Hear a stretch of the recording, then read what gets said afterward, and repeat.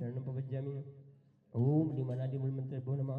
सर्वशान्तिं तुष्टिं पुष्टिं च कुरु कुरु। ओम नमो भगवते दक्षिणाशेष दुष्कर्मसाय दिव्य तेजोमूर्तये नमः। श्री शांतिनाथाय शांति कराय सर्व विघ्न प्रणाशनाय सर्व रोग प्रणाशनाय सर्व प्रकृत क्षुद्रोपद्रव विनाशनाय सर्व छाम झावर विनाशनाय सर्व शांति कराय। ओम राम ह्रीम रोम रोम रः अश्य नमः। मां सर्व शांतिं तुष्टिं पुष्टिं च कुरु कुरु। ओम ह्रीम ओम ह्रूम छुम फट क्रीटम कीटम घाते घाते परविघ्नान स्फुटे स्फुटे सहस्कंठान कुरु कुरु परमद्रान छिन छिन परमंत्रान भिन भिन छाम छाव वह वह ब्रूम फट सर्व शांतिं कुरु कुरु। ओम ह्रीम श्रीम क्लीम अर्हम अश्य उषान हाथ विद्याय नमो हंताणुम सर्व शांतिं कुरु कुरु। ओम आहराम श्री ह्रीम आह्रूम ऊह्रूम साहरा जगदापद विनाशनाय श्री शांतिनाथाय नमः। सर्व शांतिं कुरु कुरु।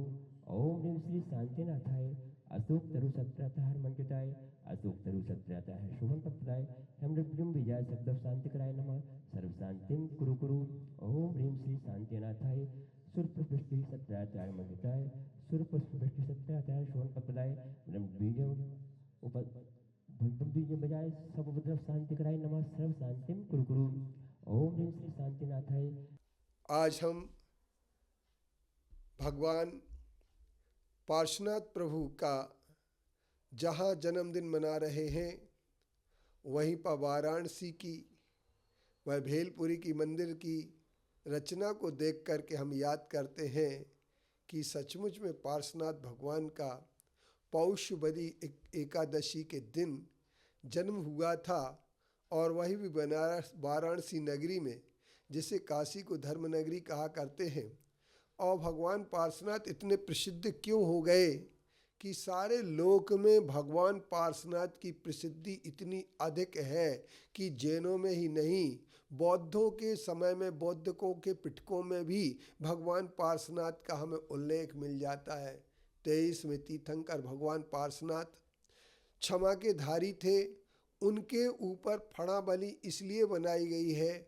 बहुत सारे लोग यह बात कहते हैं कि फना बलि भगवान पार्श्वनाथ के ऊपर क्यों बनाई जाती है, क्योंकि उपसर्ग तो मुनि अवस्था में हुआ, मुनि अवस्था में उपसर्ग हुआ तो उनकी अरहंत अवस्था में फना बलि बनाने की क्या ज़रूरत थी।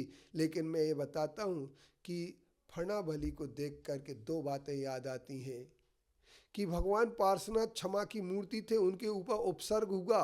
उपसर्ग होने के बाद एक जहर जिसके पास हो वही क्षमा कर सकता है, क्योंकि रामधारी सिंह दिनकर जी ने लिखा है क्षमा शोभती उस बिस्तर को जिसके कंठ गरल हो। अर्थात भगवान पार्श्वनाथ की कमठ के उपसर्गों से न तो कोई मृत्यु हो सकती थी, न कमठ के उपसर्गों से उनके जीवन का अंत हो सकता था, क्योंकि उनके जीवन की सबसे बड़ी बात ये थी, उनकी आयु ही ऐसी थी।